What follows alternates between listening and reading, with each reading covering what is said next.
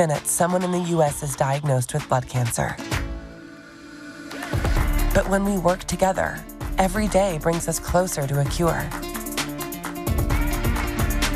Learn how we're making a real difference at LLS.org.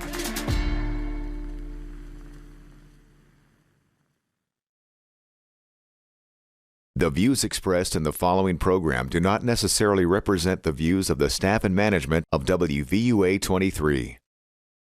Bringing you analysis and insight into the Crimson Tide. Your Crimson cover hosts, John Copeland, Mike Parker, and Chase Goodbread. Sponsored by Burnham Hahn and by Crimson Village. Welcome into Crimson Cover Television on WVUA 23. I'm Chase Goodbread of the Tuscaloosa News. I'm joined by Big John Copeland to my right of the 1992 Alabama National Championship team, our senior recruiting analyst, Mike Parker, along as well. Good to have Mike back around the table. He's got a little bit of recruiting news and updates for us a little later in the program. First, though, we're going to be talking about the Alabama A&M basketball game, a debacle at Coleman Coliseum. We'll get into that for you. Spring football preview moves on. We're going to be taking a look at the Alabama offensive line. In that regard, we'll have that aforementioned recruiting update. The NFL Combine is upon us this week as well. A little bit from that. So plenty to get to here on CCTV. We start with Alabama's 87-71 home loss to Texas A&M. The Crimson Tide in their second to the last regular season game of the year go down in embarrassing fashion. Really played poorly in the second half, especially. And it was just it was a night where it was clear that Nate Oates and the players alike were extremely frustrated and, as Oates put it, embarrassed. They should be. That was the worst performance of the year. I think they personally gave up. Definitely in the second half. I know they gave up in I don't know how many points they gave up in the second half, but it was a lot. No defense, terrible fundamentals. We telegraph our passes. We turn the ball up 19 times. 19 turnovers at home. And they weren't even like good turnovers. They were just awful. Now, at this point, let's throw a little credit to A&M's defense. They're top 10 in the country in causing turnovers. They caused 17 and a half a game. They're good. Here's my thing. You know, when you think about the 19 turnovers, and it happened throughout the entire ball game. I think at the half, both teams had the same amount of turnovers. We was winning by 3. But, you know, there are some games where there is unforced turnovers. Oh, yeah. I do not think that was the case. I do not think that was the case. So? Not in this game. I thought they were horrible passes. I think the smothering Texas A&M defense, they was all over the place. They was active, especially in the second half, the entire second half. And I think at some point in that second half, when Jackson couldn't be stopped, Jackson came out the second half making buckets, and I thought, my personal opinion was, if this game go to 80 points, Alabama will win it. All right, but that was not the case. I thought the same thing. I thought the same thing. If Alabama scores 80 points, there's no way A&M can match it. They gave away, and look, A&M took it defensively. They played very good defense. Alabama also had, I thought, a lot of throwaways in terms of some bad passes going out of bounds and that kind of thing. But I think they was forced, though. Some of them. I think most not of all of them. Because, Chase, think about it. If you have been smothered throughout the entire basketball game. It rattles guys. Huh? It rattles guys. No doubt. There's no question about that. That's a factor. There's no question. But I don't think every single turnover was forced. I think there were a few dumb ones in there. In the second half, every single turnover was because they was rattled because the intensity of the Texas A&M defense. I think they quit. I don't think they quit. I think they quit. I don't think they quit. Nate Oates definitely not happy with the effort. Here's a little bit from his post-game press conference. Yeah, I mean, what was your message to the team in the locker room after the game? The end's going to come quick if this is the effort we get. I mean, we're as good as our effort is. And be really disappointing for some of these guys to end their career here at Alabama with these type of losses. You know, this disappointing that we've had pretty good crowd support. You know, I reminded them of how great the crowd was at Baylor, and we had pretty good student section tonight. Like, we can't play hard for, you know, it'd be nice if they'd play hard for each other. I don't know what motivates some of them. My message was, we got to figure out what we got to do to get this team playing hard every night. And I've as a head coach, that's on me. All right, there you have it, John. Nate Oates, exasperated, clearly. Said he doesn't know what motivates some of these guys. Those are words you don't hear from coaches very often. You know, I agree with the statement, Chase. There was several possessions that Texas A&M had when the game was winnable that Quinterly, either he was tired or he just didn't care. 5 turnovers. Now, I'm talking on the defensive end of the floor. There was time he didn't try to fight through the string. There was time he didn't even try to contest the jump shot. He didn't stop the guy from driving to the basket, and the guy was able to drive kick for a 3-point shot. Gary, there was time when Gary just, in my opinion, wasn't given the effort necessary. Those two sticks out in my mind. I thought Shackelford played well on defense. I thought the center played an outstanding game on defense. Bediako played an outstanding game. But those two guys stick out in my mind. Rohan is giving effort, but he's not 100% healthy yet. Bediako got Alabama off to a heck of a start. The first trip down the floor, I believe he scores, then he comes back on the other end, gets a blocked shot. That's right. And then a rebound off that same possession. So he was lighting up the box score in the first minute of the game, and he's coming along developmental-wise. I don't think there's any question. Alabama falls to 19-11 on the season. They're 9-8 in SEC play. Mike, your thoughts as well on the rebounding, also a problem for Alabama. A&M out-rebounds them 33-24. I think a bunch of it was hustle plays. They just out-hustled us. You know, John disagrees with me. I think they quit. I really do. I don't think they quit. Like the second half, that's the worst half of basketball we've played all year, hands down. But and the crazy thing is, they was forced to play bad basketball. The crazy thing is, this might be the most inconsistent team in the country. They can literally beat the number They're one. Up and down. They can literally beat the number 1 team in the country, and lose to who was it at the very beginning? They got beat by Georgia. Georgia's only won one SEC game. Awful loss. Here's something about that basketball game I didn't understand. I can't remember the young man's name from Texas A&M, but he's a short guy playing the 4 with the dreads, the color hair. He's a short guy. I don't know his name either. And he's a defensive nightmare because he's able to dribble, but he's only like 6'3", 6'4", and he's guarding the 4 position. Why not feed the 4 position and make them do something? Not what they do. That's not what the offense does. But you have to take advantage of the situation. I'm not arguing with that. I think you're right. I'm just saying that's not where the offense goes. They don't feed the post that way.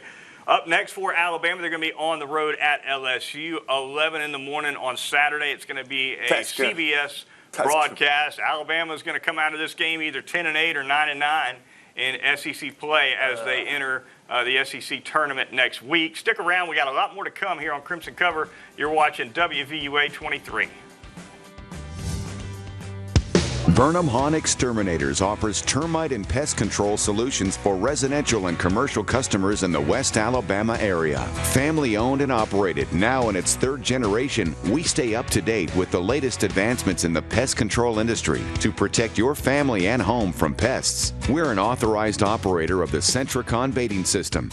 Burnham Hahn Exterminators, here when you need us. Call us today for your complete termite and pest control services.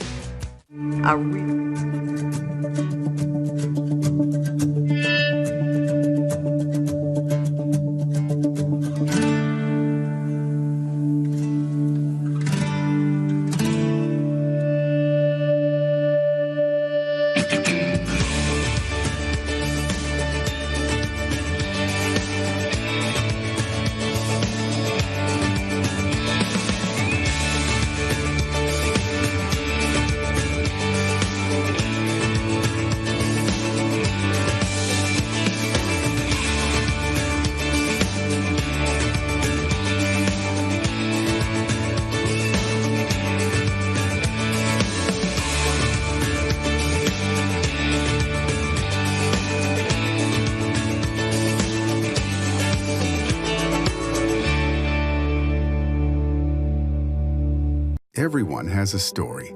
From simple observations to extraordinary circumstances, the people around us have compelling stories to share. Stories of leadership and dedication, of opportunities that inspire others, of accomplishments and experiences that encourage, teach, and point toward the future.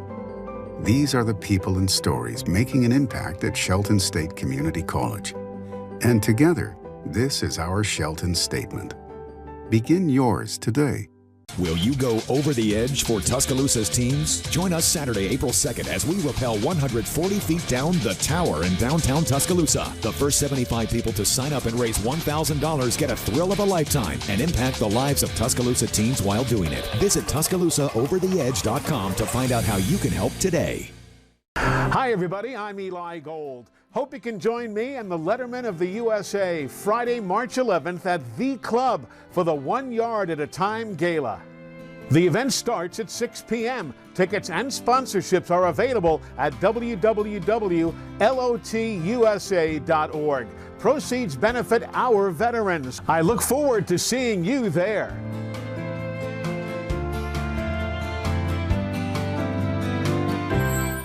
We want to hear your good news stories and be a bright spot.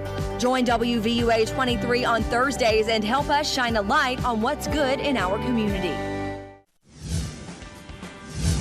Welcome back to Crimson Cover Television. This segment brought to you by Burnham Hahn Exterminators and that quality local service in Tuscaloosa since 1946. Burnham Hahn offering complete pest and termite services for residential or commercial needs. They've got the mosquito control, the fire ant treatments. They can get the termites with that Centricon termite colony elimination system. You got to have that if you're a homeowner for sure. So call Clay Hahn and his staff. They'll get you started with a monthly or bi-monthly pest control program. Get them at 553-4433 or visit BurnhamHahn.com. All right, spring football is upon us, actually getting started next week, and we are previewing the offensive line this week. We kind of moved around the offense the last 2-3 weeks, I guess. We finish up with a look at the offensive line. Next week we'll preview the defense. But Mike, obviously, and this is a topic we'll get to later in the show, with Evan Neal being at the Combine. More on that later. But Evan Neal at left tackle, a big, big loss for this front for sure. Literally, yeah, literally and physically. He's going to be missed, and I really don't think you cannot replace a guy like that. It's going to take somebody a couple of years to get anywhere near as good as him. But, you know, we do have a bunch of talent. It's just there's no experience at the left tackle position, hardly any. And I think that's going to be the main problem, is trying to find a left tackle. I think we'll be okay at the other spots. But left tackle, I'm a little worried about. All right, here are a look at some names to watch going into spring practice on that offensive line. Of course, moving on, Evan Neal to the NFL draft. Chris Owens, the other offensive tackle, moving on as well. Returning, Javian Cohen at the guard position, Emil Ekiyours. Both of those guys, lots of experience. Darian Dalcourt, Seth McLaughlin, Damian George, who got a little bit of action at right tackle late in the season. So those are some of the guys. Darian Dalcourt, just cross him off the list. That are gonna be back. Why do you say that? He was hurt. He was hurt. He was hurt, and he was also terrible. He was well. Those two things go together sometimes. Yeah, well, do they not? I agree. But look, he's a football player. But look, you take Evan Neal's out the equation. The offensive line was not that great. Going into this season, everybody thought this was going to be one of the best offensive line in the country. That wasn't that great. I agree with you. At all. But the thing about that is we have a few guys up front that have played a lot of football, and there's going to be a lot of experience coming back. You're going to have to plug a young guy here or there. But I think eventually, we got a good core of guys returning. We just got to bring along the guys that haven't had a lot of experience. I think Seth McLaughlin is a lock at center. He played well at the end of the year. Emil Ekiyours, lock at guard. No question. Javian Cohen will be back. Lock at guard. No question. So, what are we really looking at? The tackles. Damian George, J.C. Latham. Yeah. Tommy Brockemeyer, some of these recruits that I know you're high on, Mike, that we've not seen much of yet. Move to tackle, either right or left? I don't think he's built for tackle. Who you you don't talking think about? so, Emil? I think he's like a mauler. I think all those guys are suited to play inside. I don't see a ton of swing ability to get out and play tackle for that group. Hey, I would keep this name in mind. Tyler Steen. I don't know if y'all have heard of him. Yes. From Vanderbilt. Yes. We're trying to get a Vanderbilt guy. Left tackle. He started the past 3 years for Vanderbilt, which tells you how desperate the coaches might be. Brockemeyer is a big-time recruit. So was Jason. I can't wait for that kid to transfer in so we can hear Mike talk about how outstanding this Vanderbilt player was. Outstanding, sir. Y'all are putting words in my mouth. That's a bunch of crap. You said watch out for him. Yeah. Well, look, if the coaching staff be the is first after nice thing about Vanderbilt football to ever come out of his mouth. Ever. That's probably true. That's probably true. All right, great stuff. All right, recruiting, a little bit of an update for you there as well. Alabama's Junior Day is forthcoming. Mike, always some top recruits showing up for Junior Day, where I guess we're talking about 2023 guys wouldn't be on the field till the fall of 23. Yeah. A couple names that I've seen already committed to Alabama who are supposed to be there. Jaleel Hurley, the outstanding in-state cornerback, he's from Florence, is that right? Five-star. And Elliott Washington, a defensive back from the state of Florida, a legacy athlete at Alabama as well. Those two commitments are supposed to be around for Junior Day, but some pretty big names uncommitted too, Mike. Well, those two guys are going to have to recruit other players because we only have 2 commitments for the class of 2023, and there is a ton of talent coming into Tuscaloosa. I'm not even sure of all the 5-stars that are coming, but I know there's at least 4 or 5 guys that are ranked 5-star and top, 20. Well, I don't care nothing about them 5-stars, but I got a junior coming, Wilkins Formby, Northridge High School. Tell us all about it. 6'8", about 320, can play, long, physical, smart kid, and he'll be at that Junior Day too. There you go. Does he have a scholarship? He got an offer. He does? Yes, no question. Okay. Yeah. What position do you see him at? He's a tackle. He's a left or right tackle. He's a big kid, long kid, very athletic for his size. About 320, 330, and can really move. About 6'8", 6'9". The guy I want to Now, you coach the pass rushers, right? Yeah. The edge guys. Yeah. Does he eat your guys up? Oh, he kills us. he kills us. No, but I will tell you one name to watch out for is Kermani McClain. Okay. #1 cornerback in the country. From Florida, right? Yeah, and we already have probably, the number 2 or 3 cornerback committed in Jaleel Hurley. So this could be, I think he could possibly, it's between us and Florida right now. He has a good day. He has a good time. Maybe we pick up the #1, cornerback in America. You got to think a couple commitments are going to be coming out of this. Oh, yeah. There's no question, especially if there's only 2 guys committed so far. I realize we're still we're still 10 months or whatever it is from the early signing day, but. Yeah, one other name is Malik Bryant. He's a pass rusher, one of the best in the country. He'll be there.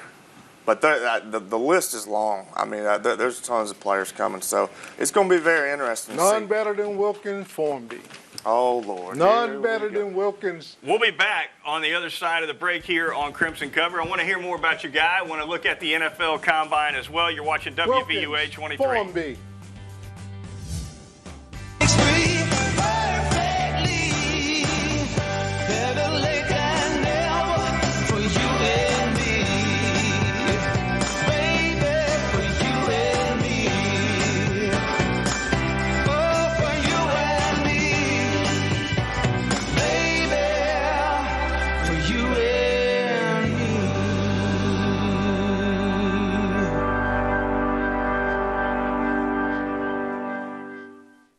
It's good to know that in this impersonal world, there's still a local home-owned drugstore that can take full care of you and your family. The good folks at Northport Pharmacy. Owner and pharmacist Rob Colburn will personally see that all of your prescriptions are quickly and accurately filled and your questions answered. And be sure to check out their gift gallery for the finest in gift selections featuring Alabama merchandise, photo frames, children's clothing, beachwear, jewelry, and more. Remember, when you have pharmaceutical needs, see the man who will take the time to get to know you. Rob Colburn at Northport Pharmacy, located next to CC's Pizza, Highway 82 in Northport. Burnham Hahn Exterminators offers termite and pest control solutions for residential and commercial customers in the West Alabama area. Family owned and operated, now in its third generation, we stay up to date with the latest advancements in the pest control industry to protect your family and home from pests. We're an authorized operator of the Centricon baiting system. Burnham Hahn Exterminators, here when you need us. Call us today for your complete termite and pest control services.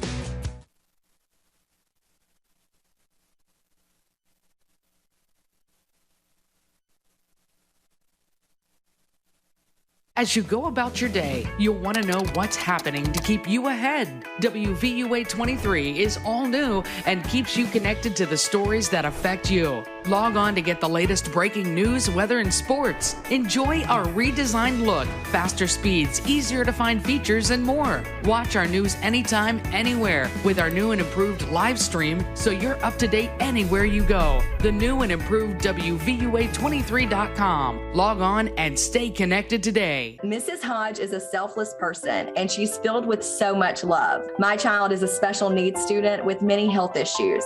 Whenever he is struggling, in need of help with anything, or simply just having a rough day, she's like Superwoman. We love her dearly, and Mrs. Hodge deserves every great thing that could possibly come her way. That's awesome. Carrie Hodge, WVUA 23's featured teacher winner, sponsored by Shelton State and Bryant Bank. Welcome back to Crimson Cover Television. This segment brought to you by Crimson Village, the most active and fun-loving aging adult community in Tuscaloosa. Residents there get the finest in dining, activity, and lifestyle experience with outstanding amenities, conveniently located right off of Veterans Memorial Parkway. Crimson Village offers 3 levels of care, including the Tide Memory Care Program. They take the highest of precautions when it comes to COVID-19, so call Tim Eads. He's the transition specialist over there at 632-6699, or visit crimsonvillage.com. And remember, Crimson Village owns fun. All right, I'll tell you what else can be fun is that NFL Scouting Combine in Indianapolis. It is underway. As our show airs right now, there's still a couple of days left to go. But some of it's in the books, depending on what position you play. A little bit of news for an Alabama guy, John Mechie, the wide receiver, of course, outstanding receiver who was injured during the season, I believe in the Auburn game. Looks like he's going to be cleared by June, or at least that's the projection. That's what he said. From that knee injury. So great news for John Mechie, John. If he's right and everything checks out the way it should in terms of the timetable, he could be good to go for his rookie year. Yeah, when you have an injury like that, the best thing, the most important thing is getting back healthy and not rushing it, because you're going to have these agents in your ears telling you, look, you got to go, you got to get in front of these guys. Don't listen to that. Take your time, heal. Because if you go out there and you're not totally healed, you're going to hurt yourself more than you hurt yourself. I wonder where Mechie's going to go. Second, third round. I think is a good guess. Yeah. I think. Which I think is good for him. Yeah. I think he should have came back. I definitely think he should have came back. Yeah. Jamison Williams ahead of schedule on his knee injury as well. He's walking without a brace. He's only 6 weeks out of surgery. Obviously. He's not quite as far along in the recovery and rehab process as is Mechie, but certainly good news for Jamison Williams. He's walking without a brace, 6 weeks out. Finally, from the Combine, Evan Neal, the outstanding offensive lineman we were talking about in the first segment. Look at this picture now, okay? This picture was taken, this is at his media event, and he weighs 336 at the Combine, or 337, I think, is what his official weight was. He carries John, it well. He looks like a giant tight end or something. He looks slim. He carries it well. How tall is he? 6'7". 6'7". Okay, that makes sense. I mean, but that makes sense. I mean, Mike, we're talking about a guy who, when he first came to Alabama, he was what, 360, or was he north of that? But guys, you got to realize if you're 6'7", 360 is totally different than if you're 6'4", no question. 6'5". No question. I'm just saying, totally different. He's got to be the best looking offensive lineman. He looks. I agree. At the combine, doesn't he? To be that, to be well. It would. I'm telling you the truth. It would not shock me if he goes number 1 overall. Wouldn't shock me. Who have the number 1 pick? The Jaguars have the number 1 pick. Don't do it. They desperate.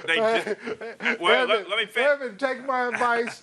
Don't do it. Go somewhere else. Hey, go fall down in a few drills. You do not want to get picked number 1.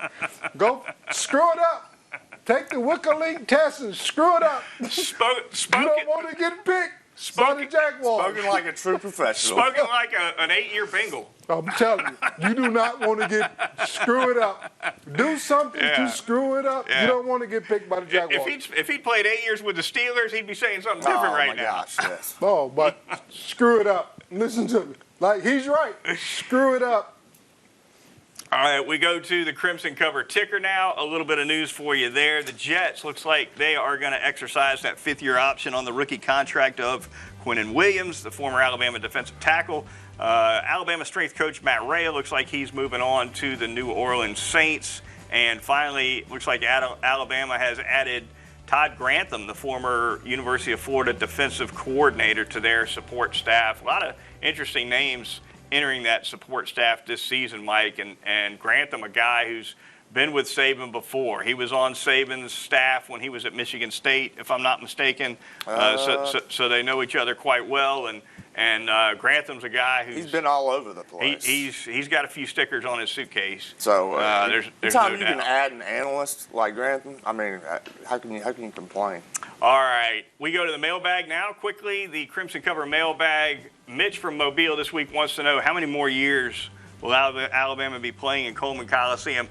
I think the best guess, and this is just a guess, I think 2, because it's going to be another year before. They're not even going to bust the shovels out for the new arena probably till maybe next summer at the earliest. And I'm talking about summer 2023. So a couple more years in Coleman, I think, is likely. Yeah.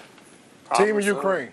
Before we get out of here, want to give you the Red Panda highlight. Red Panda performed at the Alabama basketball game. Check it out, John.